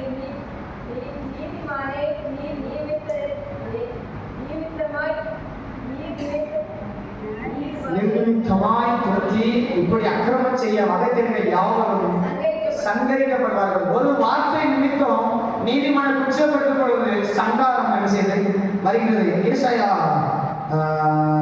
28:22 கட்டுகள் பலத்து போகாதபடிக்கு பரியாசம் பண்ணாதிருங்கள். அவ்வளவுதான். அப்போ நாம் கட்டப்படாத காரியம் என்ன அப்படின்னா, பரியாசம் பண்றது என்ன செய்யுதுன்னா நம்ம இன்னும் கட்டுது. ஏதோ விஷயத்தை எழுத முடியாம இருக்கிறது, இது நமக்கு தெரியாது. இந்த விஷயம் டக்குன்னு என்ன செய்யாது, நமக்கு தெரியாது. நம்ம பேசும்பொழுது எப்படி இருக்கும்னா நலமாவே தோன்றும், சரியாகவே தோன்றும். ஆனா சில விஷயம் என்ன செய்யுது, நம்மை நாமே கட்டி வைக்கிறது. அப்போ ஆசிரியர் என்பவன் யார் என்றால் ஜனங்களை ஆசிரியர். அப்ப நீங்க எச்சரிக்கையா இருக்கணும். நான் பரிகாசம் பண்ணக்கூடாது, ஒரு வார்த்தை வந்து நீதிமன்றம் செய்யக்கூடாது, குற்றப்படக்கூடாது. எல்லாருமே என்ன செய்திருக்கோம், குற்றம் இருக்கும். நம்மை நாமே பாவம் இல்லை இருப்போமானால் நம்மை நாமே வஞ்சிக்கிறவர்களா இருப்போம். எல்லாருக்குள்ளும் என்ன செய்யணும்னா ஏதாவது ஒரு குறை இருக்கும். அந்த குறையை நாம் என்ன செய்யக்கூடாது, சொல்லி என்ன செய்யக்கூடாது, காட்டக்கூடாது. ஹல்லேலூயா.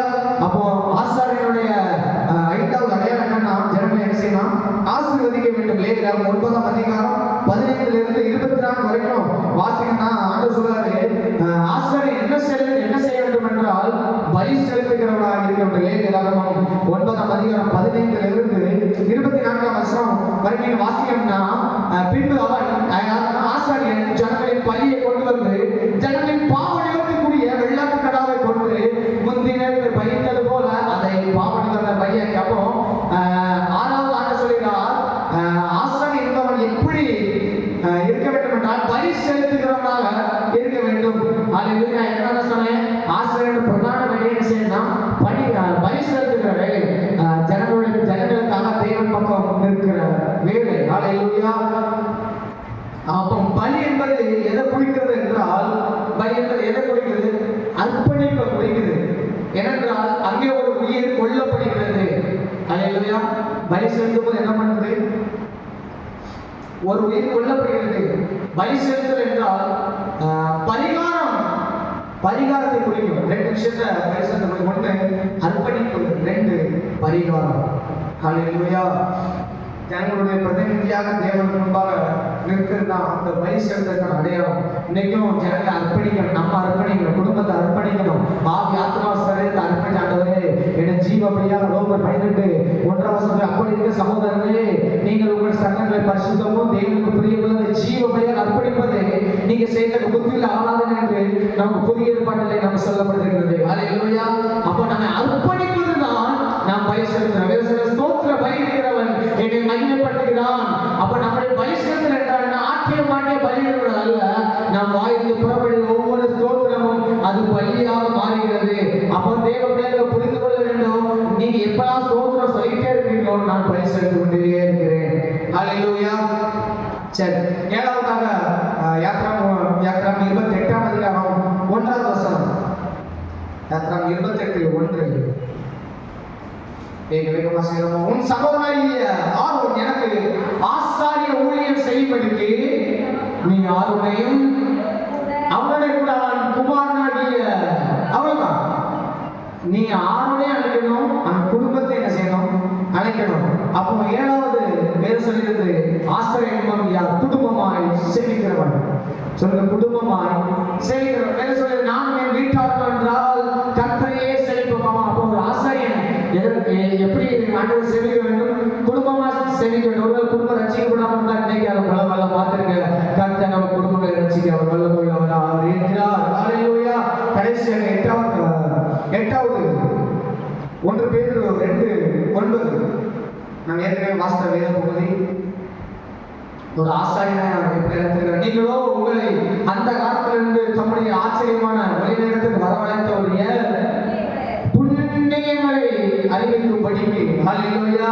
அப்ப தேவன் நம்ம எதற்காக அழைச்சிருந்தா அவருடைய புண்ணியங்களை அறிவிக்கும்படிக்கு, ஆத்தும ஆதாயம் செய்வது ஒரு ஆசாரியனுடைய பிரதானமான நோக்கம். அப்ப ஒரு ஆசாரியன் என்பவன் யார், அவன் ஆத்தும அறுவடை செய்கிறவன். ஹல்லேலூயா. ஹல்லேலூயா. சொல்லுங்க, ஆத்துமா அறுவடை செய்கிறவன். நம்ம மூலமா அநேக ஆத்துமாக்கள் திருச்சபைக்கு வர வேண்டும். நாம் தேவனுடைய புண்ணியங்களை மற்றவர்களை சொல்ல வேண்டும், சுவிசேஷத்தை அறிவிக்க வேண்டும். 1 Corinthians 9:16 இப்படியாக சொல்லப்பட்டிருக்கிறது, சுவிசேஷத்தை பிரசங்கியாக இருந்தால் எனக்கு ஐயோ, அது என் மேல் இருந்த கடமையா இருக்கிறது. அல்லேலூயா. அப்போ நமக்கு கொடுக்கப்பட்ட கடமை சுவிசேஷம் அறிவிப்பது, ஆத்துமாவை செய்வது. இன்னும் ஒன்று கூட சொல்றேன், 9வது நீங்க எழுதிக்கோங்க, வெளிப்படுத்தல் 1ஆம் அதிகாரம் 6ஆம் வசனம் ஏற்கனவே வாசித்த 1. ஆசாரியனுடைய யார் ஆசாரியன், நம்ம எடுத்து அன்பு கூர்ந்து தமது ரத்தத்தினாலே தம்முடைய பாவங்களை நம்மை கழுவி தம்முடைய பிதாவாகிய தேவனுக்கு முன்பாக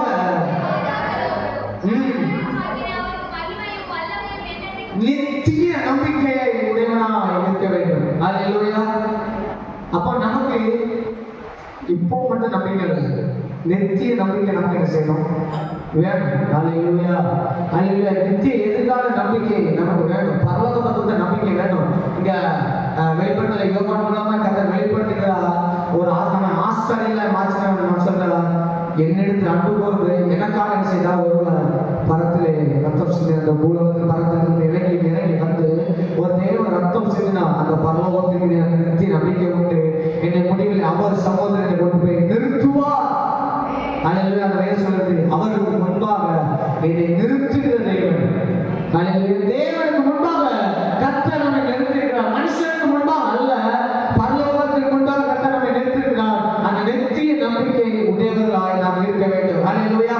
அப்ப ஆசாரியன் என்பவர் யார் என்பதை ஒரு 9 காரியங்களை நம்ம பார்க்கிறோம். வேதம் சொல்லுங்க, ஆசாரியன் என்பவர் யார்? 1 பிரித்தெடுக்கப்பட்டவர், 2 அபிஷேகம் பண்ணப்பட்டவன், 3 அடையாளத்தை சுமப்பவன், 4 பரிசுத்தத்தை காத்து நடக்கிறவன், 5 அவன் ஜனங்களை ஆசீர்வதிக்கிறவன், 6 பலி செலுத்துகிறவன், 7 குடும்பமாய் செய்கிறவன், 8 ஆத்தும ஆதாயம் செய்கிறவன், 9 நித்திய நம்பிக்கை உடையவன்.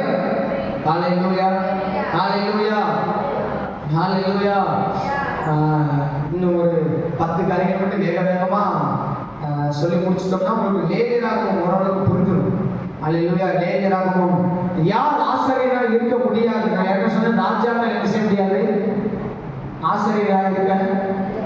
நம்ம தேவன் அனுமதிப்பானால், தேவன் அபிஷேகம் பண்ணியிருப்பானால், பழைய ஏற்பாட்டு காலத்தில் அநேக ராஜாக்கள் இருந்தார்கள், ஆசாரியராக இருந்தார்கள்.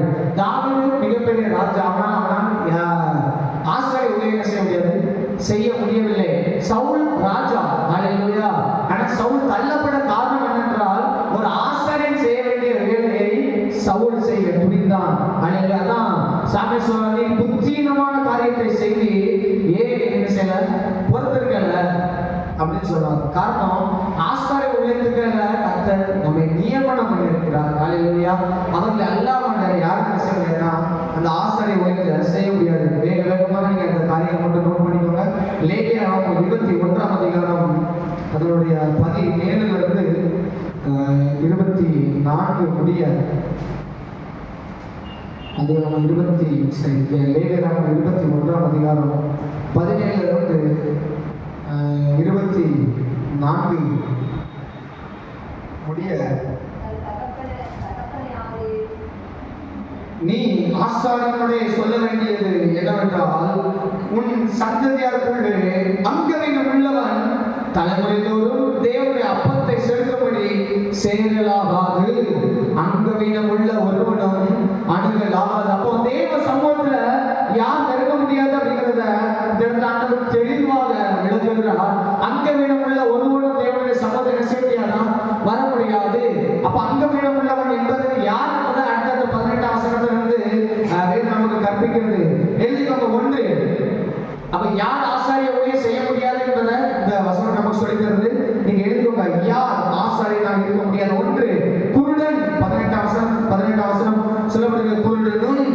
அப்ப குருடன் என்பதை யார் எப்படி குறிக்கிறது என்றால், அவன் தரிசனம் இல்லாதவன். சொல்லுங்க, தரிசனம் இல்லாதவன். நான் ஏன் பிறந்தேன், எனக்கு ஏன் கர்த்தர் என்ன ரட்சித்தார்னு எனக்கு தெரியல. நான் எப்பொழுதுமே ஞானஸ்தானம் எடுக்க போறேன்கிட்ட நான் சில கொஸ்டின் கேட்கறது வழக்கம். நீ ஞானஸ்தானம் எடுக்க காரணம் என்ன? நீ சபையில யாரு? சபையில உன் பங்கு என்ன? நான் கேட்டுக்கிறேன். நிறைய பேர்த்த நான் கேட்டுக்கிறேன். ஏனென்றால் நான் ஏன் ஞானஸ்தானம் எடுக்கணும்னு நமக்கு தெரியாது, ஏன் கர்த்தர் ரட்சித்தார்னு தெரியாது, நான் என்ன செய்யணும்னு என்ன செய்யாது. அப்படின்னா கடைசி என்னவா முடியும்னா, என்னோட கடமையே செய்ய முடியாம, தேவ சித்தத்தை நிறைவேற்ற முடியாம நம்முடைய வாழ்க்கை ஏதோ மந்தமாகவே போய்கொண்டிருக்கா. நாம் யார் என்பதை நமக்கு தெரிந்துவிட்டால், நம்முடைய தரிசனம் என்ன என்பது நமக்கு தெரிந்துவிட்டால், அந்த லக்கை நோக்கி நாம் ஓடுகிறவர்களா இருப்போம். அல்லேலூயா. நம் வாழ்க்கை வலதுபுற இடதுபுற சாயக்கூடாது என்றால் நம்முடைய வாழ்க்கையிலே தேவனுடைய தரிசனம் என்பது மிக முக்கியம். அதான் அப்போஸ்தலனாகிய பேதுருவை பவுலை கர்த்தர் சந்தித்தார். பவுலும் சரி சவுலும் சரி ஒரே ஆளுதான். எபிரேயர் பெயர் என்ன செய்யுது? சவுல். கிரேக்க பெயர் பவுல். அதனால பவுல் சவுல் பவுலா மாறினாங்கன்னா நம்ம செய்யக்கூடாது. சொல்லுங்க, பழைய மனுஷன் சவுல், புதிய மனுஷன் பவுல். அது அப்படி கிடையாது. நமக்கு புதிய ஏற்பாடுலாம் கிரேக்க மொழியில எழுதப்பட்டிருக்கு. சொல்லுங்க, என்ன மொழியில் எழுதப்பட்டிருக்குது? கிரேக்க மொழி. பழைய ஏற்பாடுலாம் எபிரேய மொழியில என்ன செய்யப்பட்டிருக்குது? எழுதப்பட்டிருக்கு. எபிரேய மொழியில அடையாளப்படுத்தும் போது அவனை கர்த்தர் சவுலாக அவனை அடையாளப்படுத்துகிறார்.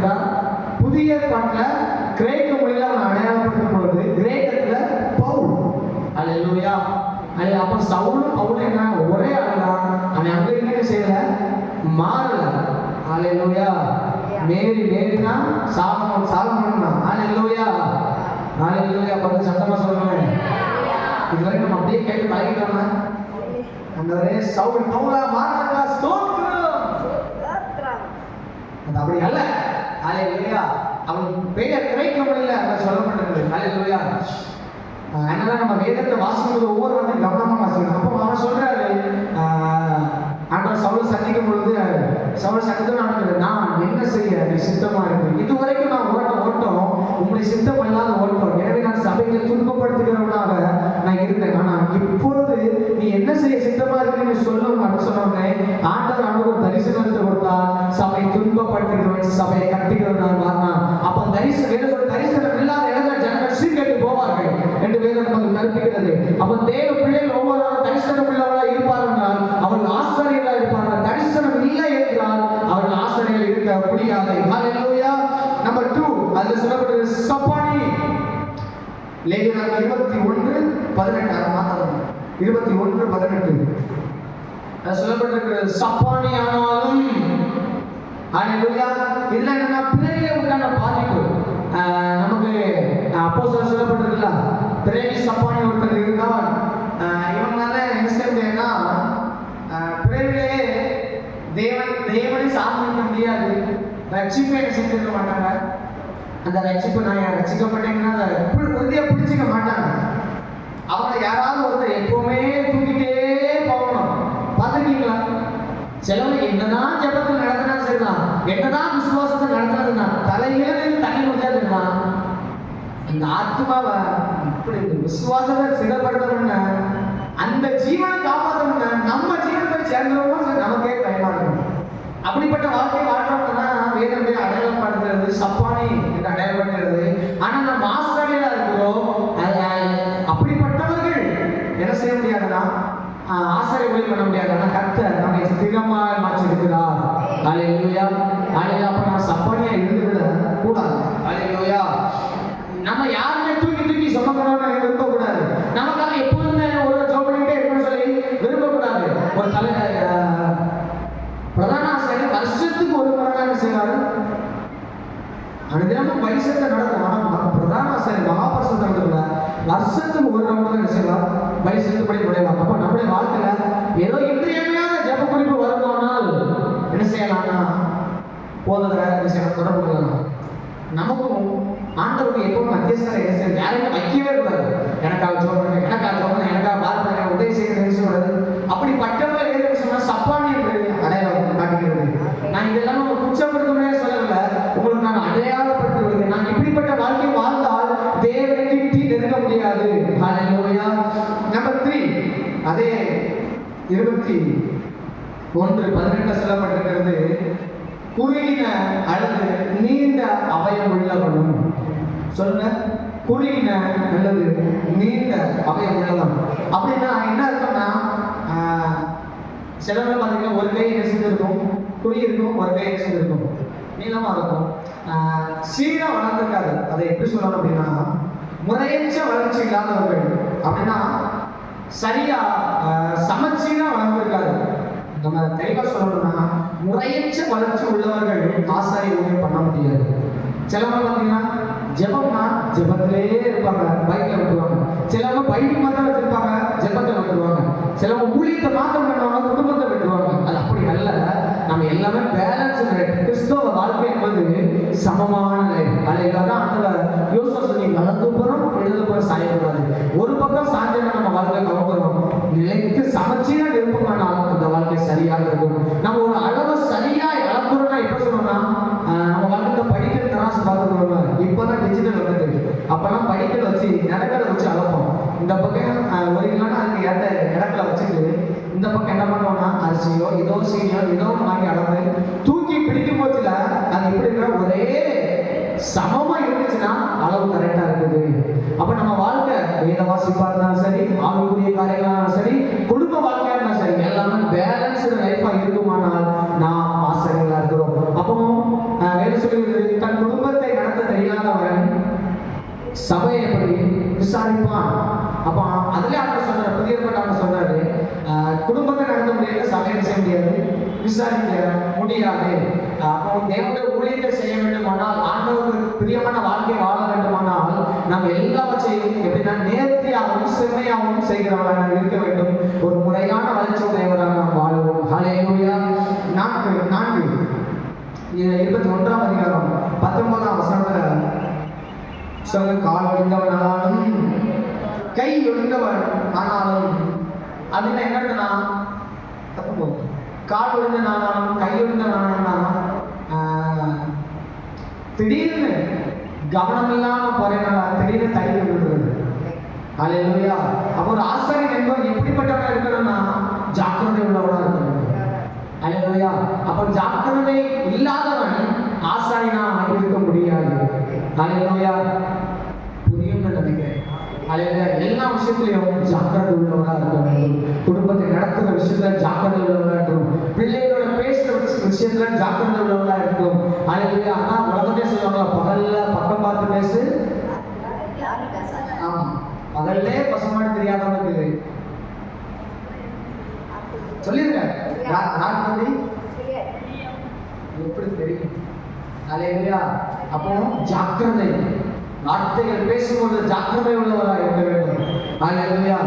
சரி, 5வது 21ஆம் அதிகாரம் 20ஆம் வசனத்துல கூனன், ஹல்லேலூயா, வேத சொல்லியிருக்கு கூனன். கூனன் எப்படி நடப்பான்னா சொல்லுங்க, கூனி கூனி கூனி அவனால நிமிர்ந்து பார்க்க முடியாது. அவன் கீழ் நோக்கி பார்வையுடையவன். ஆசாரியனா இருக்க முடியாது. 5வது எழுதும் கீழ் நோக்கிய பார்வை. கூனன் அப்படின்னா கீழ் நோக்கிய பார்வையுடையவன். எப்பவுமே விசுவாசத்தையே பேச மாட்டாங்க. ஹல்லேலூயா. எப்பவுமே நன்மை அறிக்கை பண்ண மாட்டாங்க. வேலைகளை அறிக்கை பண்றது, போராட்டத்தை அறிக்கை பண்றது. ஒரு தட்சிணத்தை சொன்னா இது நடக்குமா அப்படின்னா இதுல செய்ய வாய்ப்பு இல்லை பாஸ்டர், இதெல்லாம் நம்ம குடும்பத்தில் நடக்குமா? இப்படிப்பட்ட அவிசுவாசம் கீழ் நோக்கி பார்க்க கர்த்தர் அதற்காக அழைக்கவில்லை. நம்மை பரத்தை நோக்கி பார்க்க வேண்டும் அழைத்திருக்கிறார். எனக்கு ஒத்தாசை பருவதற்கு நேராக என் கண்களை ஏறெடுக்கிறேன். எனக்கு ஒத்தாசை அங்கிருந்து வரும், அப்பொழுது என் கால்கள் தள்ளாடாது. ஹல்லேலூயா. அப்போ கீழ் நோக்கிய பார்வையுடையவனால் ஆசாரிய ஊழியம் பண்ண முடியாது. ஹல்லேலூயா. 6 அதே வசனத்தை திரும்பி கொள்ளலாமா? 21:20 அர்த்தம் சொல்லப்பட்டிருக்கிறது. குள்ளன் குள்ளன் குள்ளன் அப்படின்னா யார் சொல்ல அப்படின்னா காலத்துக்கு ஏற்ற வளர்ச்சி இல்லாதவன். 6வது எழுதும் காலத்துக்கு ஏற்ற வளர்ச்சி இல்லாதவன் வேறு சொல்லியது அவன் குள்ளன் என்று சொல்லப்பட்டிருக்கிறது. வேறு சொல்லியது காலத்தை பார்த்தால் போதராக இருக்க வேண்டிய உங்களுக்கு எவ்வளவு வாக்கியம் புதிய பாட்டை நமக்கு அருமையாக சொல்லுகிறார். 5ஆம் அதிகாரத்துல எபிரேயர் 5ஆம் அதிகாரம்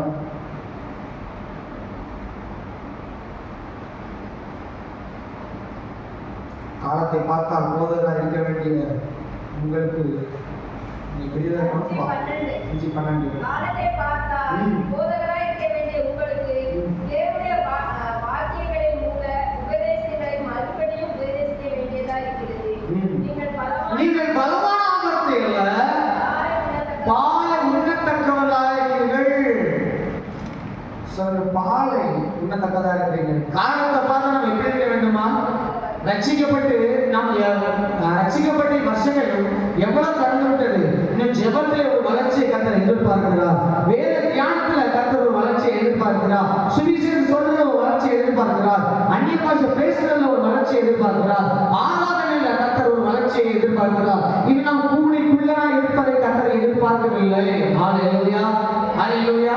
ஜெபம் பண்ணுங்க அப்படின்னு சொன்னாலே மடக்கரல வெள்ள போல சத்தம் வந்துகிட்டே இருக்கணும். அந்நிய பாஷை தரமுக அப்படி சொன்னாலே வாயை திறந்தா மடக்கரல வெள்ள போல அந்நிய பாஷை வந்துகிட்டே இருக்கணும். இன்னும் ரட்சிக்கப்பட்ட ஆரம்பத்துல அந்த அபிஷேகிச்ச ஆரம்பத்துல அந்த ரப்பபா பேனு இன்னும் பேன தானே வச்சுக்கிட்டே இருந்தோமானால் பூரண வளர்ச்சி இல்லாதவர்களாக இருப்போம். நம்மளால் கிறிஸ்துவுக்குள்ளாய் ஆசாரிய ஊழியம் செய்ய முடியாது. ஒரு நிலைத்து நிற்க வாழ்க்கையை நாம் வாழ முடியாது. அப்ப நாம் ஆசாரிய ஊழியரை செய்ய வேண்டும் என்றால் காலத்துக்கு ஏற்ற வளர்ச்சி நம்முடைய வாழ்க்கையில காணப்பட வேண்டும். ஹல்லேலூயா. சொல்லுங்க ஹல்லேலூயா. 21:20 தொடர்ந்து சொல்லப்பட்டிருக்கிறது. பூ விழுந்த கண். பூ விழுந்த கண் இது நாளடைவு ஆதாயம் பார்வை குறைவாரு. நல்ல விசுவாசத்துல ஓடுவாங்க, திடீர்னு மங்களாயிரம். அவர்களால் என்ன செய்ய முடியாதுன்னா ஆசாரிய ஊழியம் பண்ண முடியாது. 8:21-20 சொல்லுங்க. சொறி, இன்ஃபெக்ஷன், தொற்று நோய்.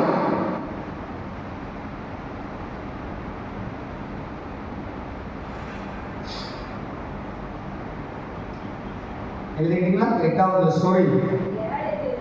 7வது நோய் தாக்குதலினால் வரக்கூடிய பார்வை குறைபாடு, பூ விழுந்த கண். நோய் தாக்குதலினால் வரக்கூடிய பார்வை குறைபாடு. 8 சொறி, இன்ஃபெக்ஷன், தொற்று நோய்.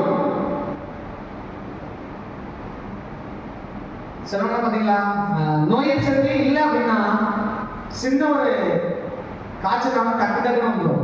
சின்ன விளைவுனாலும் சீக்கிரமா அவங்க நினைச்சவங்க சோர்ந்து போயிடுவாங்க. டக்குன்னு ஒரு வார்த்தை சொல்லிட்டு அவங்களால தாங்கிக் கொள்ள முடியாது. டக்குன்னு ஒரு வார்த்தை பேசிட்டாங்கன்னா அவங்களால சகிச்சு கொள்ள முடியாது. ஒரு வார்த்தை, வேண்டப்பட்ட வார்த்தை நம்ம நோக்கி வந்துட்டுனா அதை ஏற்றுக்கொள்ற மனநிலை டக்குன்னு இருக்காது, டக்குன்னு விழுந்து போற நிலைமை வந்துடும். அதான் சூரி, அதாவது தொற்று நோய். அல்லேலூயா. நம்ம சகத்தில் எப்பவுமே நோய் எதிர்ப்பு சக்தி இருந்து கொண்டே இருக்க வேண்டும். அல்லேலூயா. எப்போ அந்த வெள்ளையில நோய் சக்தி பெருகுதோ எந்த வியாதி நம்ம அணுகாது, எந்த பலவீனமும் நம்ம அணுகாது, எந்த போராட்டமும் நம்ம அணுகாது, எந்த வார்த்தையும் நம்ம என்ன செய்யாது, கலங்க பண்ணாது, எந்த சத்துரு நம்ம வாழ்க்கையை கலங்க பண்ண முடியாது. காரணம், கிறிஸ்து எனக்கு ஜீவனா இருக்கிறார். அவருடைய ஜீவன் என்னை பரிமாற்ற நேராக நடத்துகிறதுனாலே என்னை ஒன்று அணுகாது. இஸ்ரவேலை காக்கிறவர் அவர் உலகம் இல்லாமல் தூங்குகிறவர், ஒன்றும் என்னை சேதப்படுத்த முடியாது. அப்ப நம்ம அடிக்கடி சேதப்படுத்துறதுன்னா நம்ம ஏதோ இடத்துல நோய் எதிர்ப்பு சக்தி குறைவுள்ளவங்களா இருக்கிறோம். ஆனா பேர் சொல்றீங்க, ஆவில நிரப்பி ஜெபிக்கும் பொழுது பரிசுத்த ஆவியானவர் உள்ளத்தில் வரும்போது நீங்கள் பலன் அடைவீர்கள், நீங்கள் பலன் அடைவீர்கள்.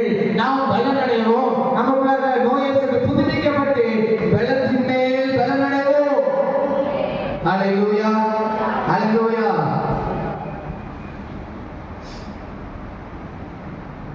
எல்லாவற்றையுமே என்னோட வாழ்க்கையில வருகிற எல்லாவற்றையுமே சந்திப்பதற்கு நாம் ஆயத்தம் உள்ளவராக இருக்கிறோம். ஹல்லேலூயா. சிலவங்க பார்த்தீங்களா, அந்த நோய் சத்து கம்மியா இருக்கிறவங்க சில சூழ்நிலை எதிர்பார்ப்பாங்க. இந்த அட்மாஸ்பியர் இருந்தாலே என்னால் வர முடியும். சில வளர்க்கிறது லைட்டாக கூட கொடுத்தது என்ன வந்தோம்னா சரி மூக்கிலிருந்து முசு முசு முசு முசுன்னு நினைச்சிட்டோம், சரி ஒழிகிறோம், ஐயோ சொல்றது என்ன செய்ய முடியாது, இருக்க முடியாது. அப்போ சில பாடுகள் ஒவ்வொருத்தரும் நம்ம வாழ்க்கையில சந்திப்பதற்கு நம்ம செய்யணும், ஆயத்தம் உள்ளவராக. அப்போ ஆயத்தம் உள்ளவராக இருக்க வேண்டும் என்றால் நமக்குள்ள விசுவாசம் பழுகி பெருகி இருக்க வேண்டும். ஹல்லேலூயா. விசுவாசத்தின்படி வசனத்தின்படி நம்ம வாழ்க்கை கட்டப்படுமானால் நம்முடைய வாழ்க்கையை ஒன்றும் சேதப்படுத்தாமல் நாம் காத்துக் கொள்ளலாம். அப்போ நம்முடைய வாழ்க்கையில விசுவாசம் குறைவு இருந்துச்சுன்னா நம்முடைய வாழ்க்கை என்ன செய்ய முடியாதுன்னா நிலைநிறுத்த முடியாது. எபேசியர் 6ஆம் அதிகாரம் 16ஆம் வசனத்தை நீங்க வாசிக்கணும்னா வசனத்தை நம்முடைய வாழ்க்கையில முன்னிறுத்தும் பொழுது நம்முடைய வாழ்க்கையிலே சத்துருவை நாம் எளிதிலே மேற்கொள்ளலாம். ஹல்லேலூயா. லேவியராகமம் 21:20.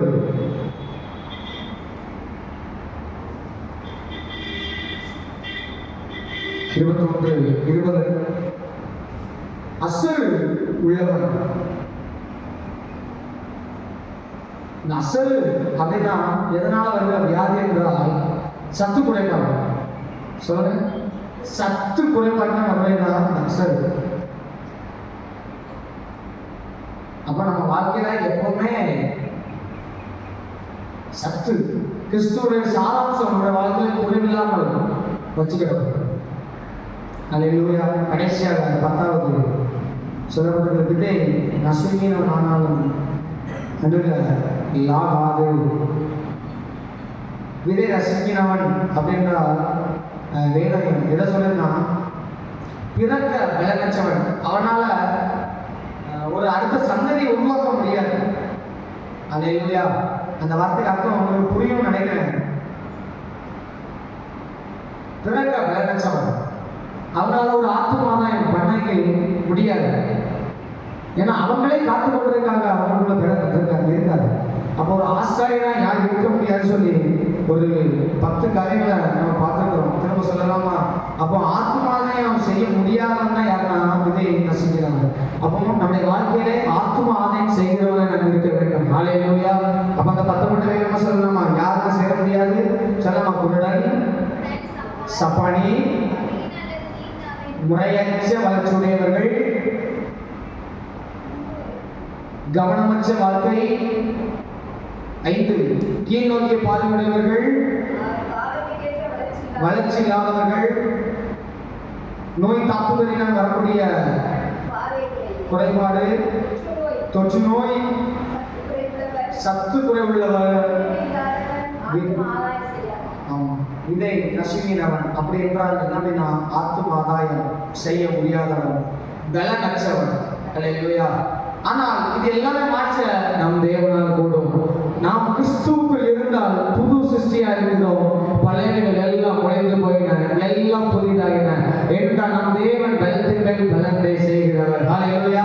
எல்லாவற்றையும் மாற்றி தேவனுக்கு முன்பாக நம்மை நிறுத்த அவர் வல்லமை உள்ளவராக இருக்கிறார். ஹல்லேலூயா.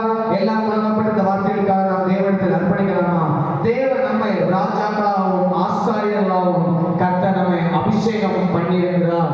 ஹல்லேலூயா. நம்மளால் ஆத்ம ஆதாயம் பண்ண தேவன் நம்மை அழைத்திருக்கிறார். ஹல்லேலூயா. ஜனங்களுக்காக தேவ சமூகத்தில் இருக்கிற கிருபை தான் ஆண்டவரே. ஆண்டவர் நான் பிரித்தெடுக்கப்பட்டவன், நான் பிரித்தெடுக்கப்பட்டவன். ஆண்டவரே ஜனங்களுக்கு எனக்கு ஒரு வித்தியாசம் வேணும் ஆண்டவரே. மற்றவரை போல நான் வாழ்ந்து விடக்கூடாது ஆண்டவரே. நான் என்ன அபிஷேகம் பண்ணப்பட்டு என்னை தனித்து நிறுத்துறீங்க ஆண்டவரே. என்னை தனித்து நிறுத்துறீங்கப்பா. ஜோமன ஆண்டவரே, நான் தனித்துவமான வாழ்க்கையை நான் வாழ ஆண்டவரே. தனித்துவமான வாழ்க்கையை வாழ ஆண்டவரே. என் வாழ்க்கையில நான் அடையாளத்தை சுமக்கணும் ஆண்டவரே, மற்றவரை போல அல்ல ஆண்டவரே. என்னோட வாழ்க்கையில நான் உங்களுடைய அடையாளத்தை நான் சுமக்கிறேன்னு மாற்றுங்க ஆண்டவரே. என் வாழ்க்கையில பரிசுத்தங்கள் வெளிப்படட்டும், பரிசுத்தங்கள் வெளிப்படட்டும். நான் ஜனங்களை ஆசீர்வதிக்கிறவனை என்னை மாற்றுங்க ஆண்டவரே. நான் ஜனங்களை ஆசீர்வதிக்கிறவனை மாற்றுங்க. என்னை ஆசீர்வதிக்கிற தேவனாக இருக்கிறீங்க ஆண்டவரே. நம்மளை ஆசீர்வதிக்கலாம் என்னை மாற்றுங்க ஆண்டவரே. நான் அனுதினம் ஆண்டவரே ஜெபமாகிய பலி, எந்த தியானமாகிய பலி, ஸ்தோத்திரம் மீது செலுத்துகிறவனாய் நீங்கள் மாற்றுங்க. எங்கள் வாழ்க்கை ஒரு அர்ப்பணிப்பு காணப்படுத்த ஆண்டவரே. நாங்கள் குடும்பமாக செய்கிற உதவி செய்ய ஆண்டவரே. ஆத்மாவை செய்வனை எங்களை மாற்றுங்க ஆண்டவரே. நித்திய நம்பிக்கை உடையவனாய், பரம நம்பிக்கை உடையவனாய் நீங்கள் மாற்றுங்க ஆண்டவரே. சொல்லி தேவனை கர்த்தரை ஸ்தோத்திரிக்கலாமா? ஸ்தோத்திரம் ஸ்தோத்திரம் ஸ்தோத்திரம் ஸ்தோத்திரம். எங்களை இப்படிப்பட்ட மிகப்பெரிய சாட்சியத்தை நீங்கள் மாற்றுங்க ஆண்டவரே. இன்னைக்கு உலகத்துக்கு இதெல்லாம் தெரியாது, நீங்கள் பிரித்தெடுத்தது உலகத்துக்கு தெரியாது, ஆனால் எங்களுக்கு தெரிய வைத்திருக்கீங்களே. உமக்கு நாங்கள் நன்றி சொல்லுகிறோம். நாங்கள் உங்களுக்கு நன்றி சொல்லுகிறோம். நாங்கள் குருடனா இல்லாதபடிக்கு, தரிசனம் இல்லாதவங்க இல்லாதபடிக்கு எங்கள் வாழ்க்கை தரிசனத்தை தந்து நடத்த நல்லதவர்களே. ஆண்டவரே, எங்கள் வாழ்க்கை சப்பானியா இல்லாதபடிக்கு, எங்களை தூக்கி சுமக்கிறவர்கள் நாங்கள் இல்லாதபடிக்கு, நாங்கள் அநேகர் தூக்கி சுமக்கிறவர்கள், அநேகர் சுமந்தவர்கள் ஆழத்தில் வருகிறார்கள். எங்களை மாற்றிருக்கிறீர்களே. உமக்கு நாங்கள் நன்றி சொல்லுகிறோம்.